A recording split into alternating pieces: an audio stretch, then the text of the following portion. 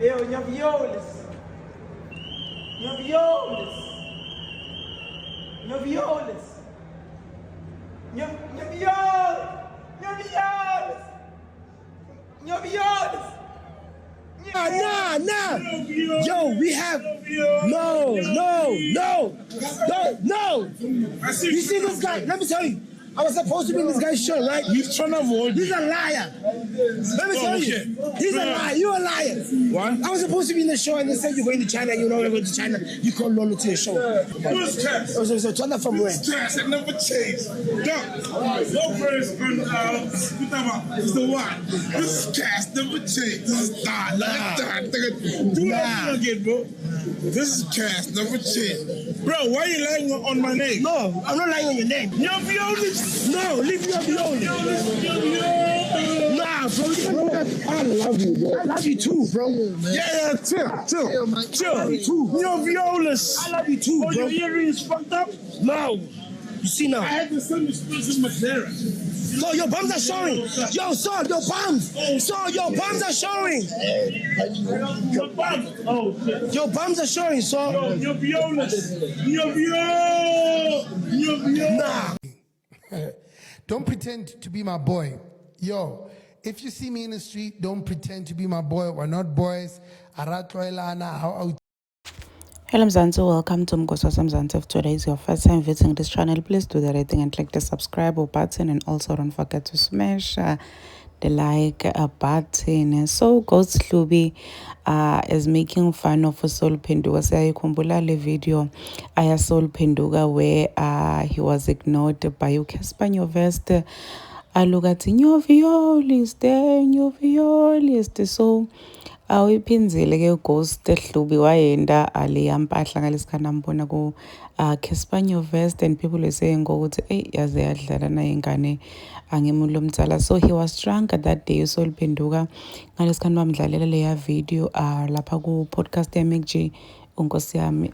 He was so embarrassed bekathi ukuthi kwendekeni, but ukubona masoyenda uyibona into so but then it's a different story. So yabona ukuthi man nami engimoshile ngala uvuka utrenda ini and into ya social media iyohlezi khona nje ayiphuma isuki isiyohlala nje masingena social media or masisesha asithole nje ngoba ngiyendile no. And bo Ghost Hlubi bathi okay, they will always make fun of the video because it's a fun one. So uThema kambona nje Casper Nyovest wathi hey Nyoviolis wam-ignora ke uCasper obvious bekavabona ukuthi imitator uSol Phenduka. So wabona ukuthi oh man, let me just play along, and people are just saying ukuthi mara nimendani kuSol nkosi yami, why nihlekisa ngaSol. Siyake ukuthi uyibona le video le, probably they're gonna talk about it lapha ku podcast ya MacG ukuthi eyimbonile Ghost Hlubi so wendani so ubukisa ngami. So people are just saying nje ukuthi ayiqha naze nahlekisa kodwa angasola Phenduka, but utendile nje, no one forced him ukuthi athi Nyoviolis nguyela atifunele ukuthi a trend. So if Ghost Hlubi seba decide imitator like there's nothing wrong, abamqali vele lento uyendile. So it's not like bayamqala bayamsukela, and akazange mention ukuthi ngisho Sol Phenduka, but people are just saying lapha kuma comment section lapha ku TikTok ukuthi hayi Ghost Hlubi nawe Casper siyanibona ukuthi nendani lento leniyendako nje siyabona nje ukuthi kontakalani kule video, siyabona ukuthi nezamani, but anyway sidothula ke ngoba vele sidothini. Moving right along, singena endzabeni ya MacG after he was seen driving a very fancy car.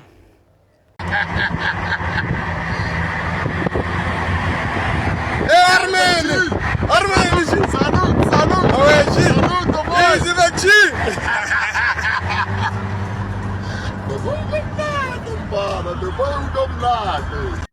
After people saw this video lapha ku TikTok, people were saying oh my gosh, this guy is living life. Uthi Andy 812 dude is living.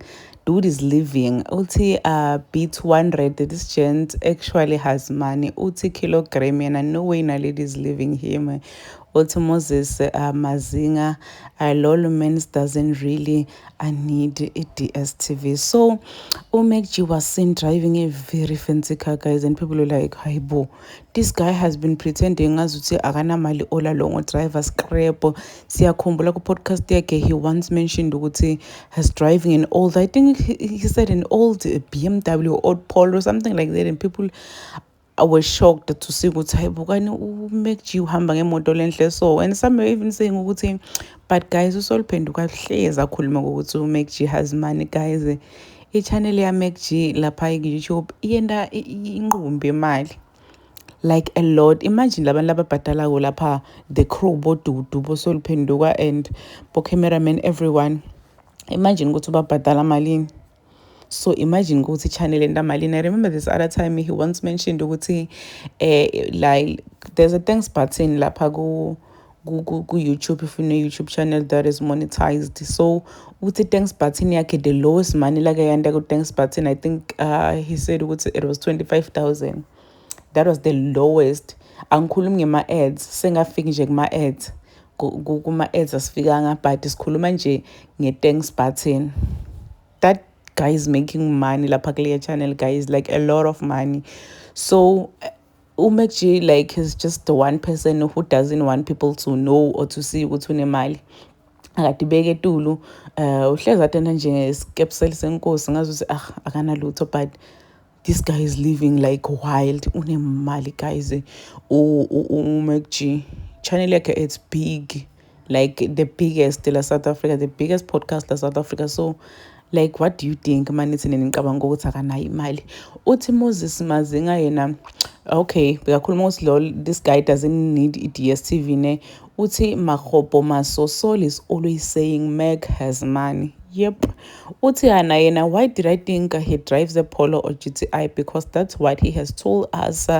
He drive a simple car. Uthi awana yena becabanga ukuthi uSolphenduka driver a Polo or GTI because bahlezi nje asitshela ukuthi yena he's driving a simple car. So Moses ukhuluma ngokuthi uMacG doesn't really need a DSTV. This is after he was cancelled lapha ku DSTV ngema remarks akhe la wende ngabani angamini dlamini. So he's saying ukuthi hayi lo kufanele lona kayizimo se-DS, he already has money. Yep, uMacG, guys, unemali. That's true. That's definitely true for sure. And I'm shocked for people who are saying ukuthi hey unalady will never leave this guy. Why kufanele amshiye indoda yakhe? Oh, and they have kids. Why kumele amshiye? Vela angivisisi that part. Please do comment what you think below down in the comment section. Don't forget to hit the notification bell. I will see you in the next one. I'm signing out. Goodbye.